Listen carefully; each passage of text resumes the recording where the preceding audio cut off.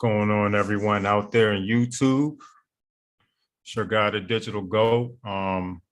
Today's May 1st, so I just wanted to look at what the market may be giving us. If you viewed my session from last night, I gave you guys an analysis, well, not an analysis, an overlook on what I think is going on in the market. So I'm just kind of looking at what transpired today. I already took my trades for last night. Today is Monday and it's NFP week, not to mention going into we're about to transition into that third quarter. So I'm just looking at stuff that I may have went over yesterday. I know I mentioned gold. Gold did decide to blast up like 5 a.m. this morning, a little bit higher than I expected. But I mentioned a possibility of it rising to an area that I believe to be valid for a sell. So if you guys were paying attention, it blew through that.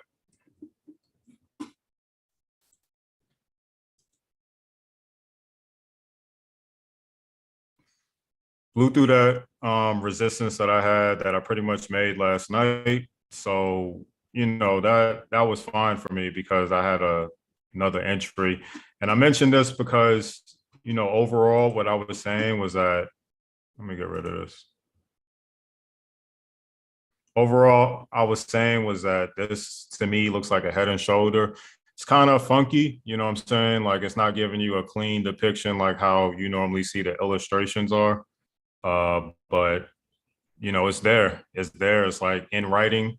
And it's designed to be in a unorthodox way, so we can't spot it. But if the move is happening, I mean, you just got to give it up and say that, okay, that's the pattern. You know what I'm saying? So if you guys, you circle back to, I'll find the video and I'll try to clip it, on this live eventually and show you guys where I pretty much identified that I think that this is the right shoulder of this potential head and shoulder. So we're getting a strong sell move down and I think we'll continue. But, once we break these levels, I know we'll have some pullbacks back into these zones until the market truly wants to break these areas. But I do think that gold is heading on its way down.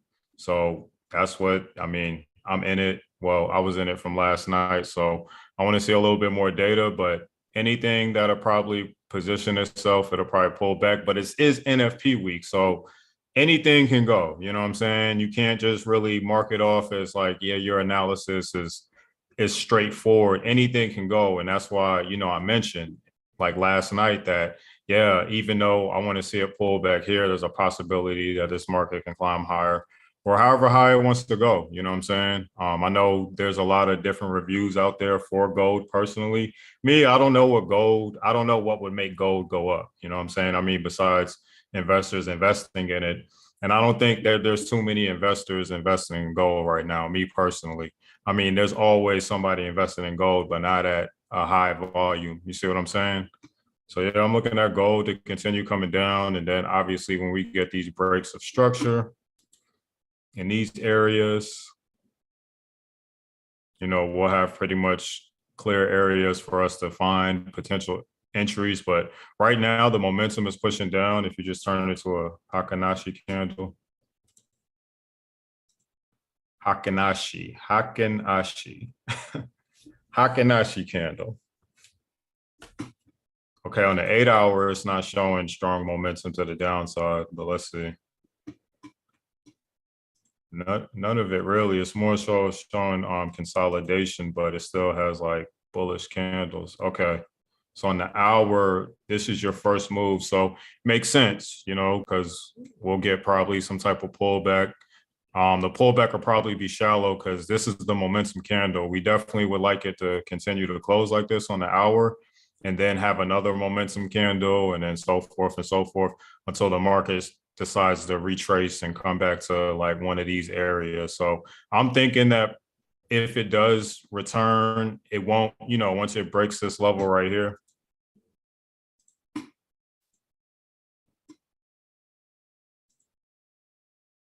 Like once it breaks,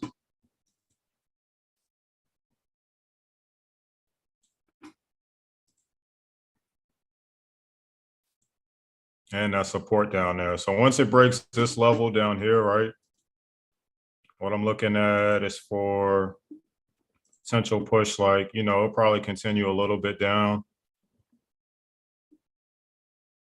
then something like that. See what I'm saying? Not knowing how high it'll go, but once we get more data, we can confirm it. But it's showing us his hand right now. The only difference would be what is going on in news. And I always look at, I look at my FX book. So I don't know what you guys look at.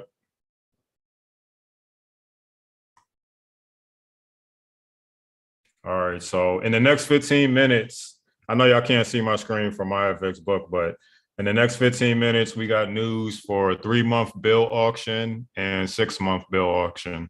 I never really look at these. So what it's saying is the 3-month bill auction is in the United States is a percentage yield on the treasury bills that mature in 3 months. It is held every 3 months because the yield rate can be a good indicator of the state of the U.S. government debt and increase in the rate.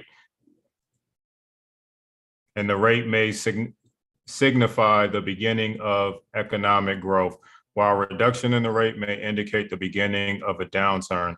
And obviously it says a higher than expected figure should be seen as negative. Oh, okay. And for the USD, while lower expected figures should be seen as a positive. So that's going into the 10-year yield. Now, I do mention looking at that. So let me see.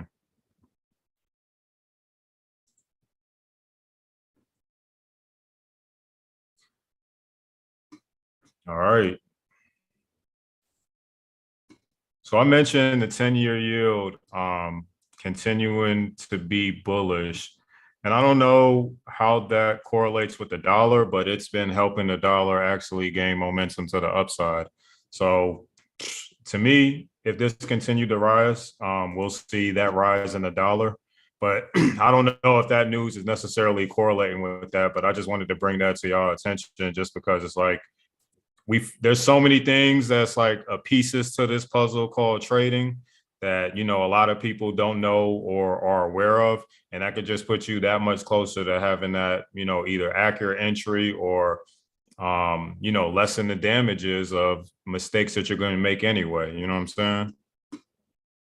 So the euro's coming down, as you guys can see. So I mentioned that. Now it did come higher than what I expected.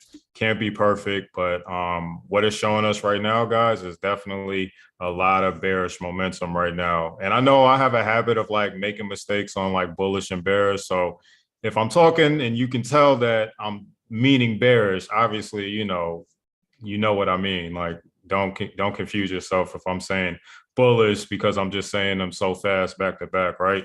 But a lot of bearish momentum in the euro. I was actually expecting this. Came higher than what I expected, like I said, guys. But like, yeah, for the euro, I think we're coming down. I'm not sure about the British pound. The British pound, did it so? Okay.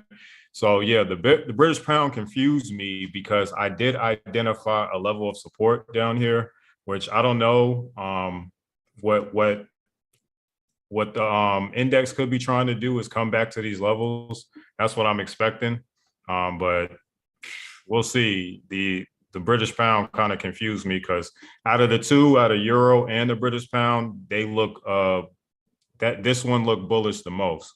So I'm glad I saw this move. But when we're seeing these gaps, that kind of leaves a red flag for me. So we'll just assess the market, guys. Like that's what I was looking at. Out of the currencies that I mentioned last night, what else did I mention? That dollar. Look at that dollar at 102. Let's go. That dollar's at 102, man. This is what I'm talking about, guys, where I was mentioning, hey, like, I think that people are wrong about the dollar coming down, like, regardless of what the recession or inflation talks are. Like, I'm not here to talk about that today, but the fact that the dollar is gaining some momentum to the upside, and I'm talking about strongly. So it broke out of this area that I mentioned. I've been following this area since what, like 2 weeks ago? Yeah, 2 weeks ago.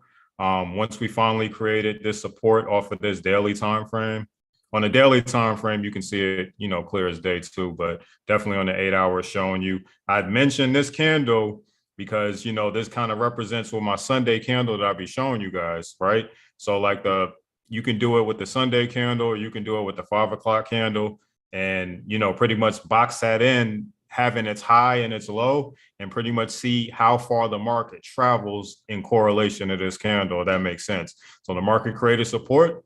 I'm bullish on the dollar. Really, if you look at it, as far as this uptrend, it broke it. I mean, it's downtrend, excuse me. This downtrend, it broke it, drove back into it, consolidated, retest, and now it's going to push through. So yeah, I wouldn't be surprised. Like I said, by the end of the year, we see the dollar at 126. I'm standing to that. Now, I'm no fool, guys. I'm gonna obviously, trade what the market is giving me, but I think that's what we're gonna see. I think we're gonna see the dollar back at these levels, and then that's our talks of recession and stuff. You know what I'm saying? So I think once we get to these levels, then we can start talking about what may be coming for the recession and things like that, guys. So that's all I got, man. I just wanted to kind of go over some stuff that I was looking at based off of last night and what the market did. You know what I'm saying? Like, in all honesty, unless you had a position that you were swinging, nobody should really be in the market. But I mean, you guys are going to do what you're going to do anyway, right? So, manage your trading accordingly. It's NFP. Don't forget that. You know what I'm saying? Have fun. Make a lot of money, man. Make your people proud, guys. So I'll see y'all Tuesday because I'm doing a training Tuesday. So y'all can catch the recording. Yeah, Tuesday at, well, it'll be probably like 9 or 10 o'clock for you guys, but I'm doing it at 7 o'clock. So see you guys Tuesday and Wednesday. Remember, Digital Wednesdays. Oh, actually, Digital Wednesdays is no longer on YouTube, but I'll announce that later, man. But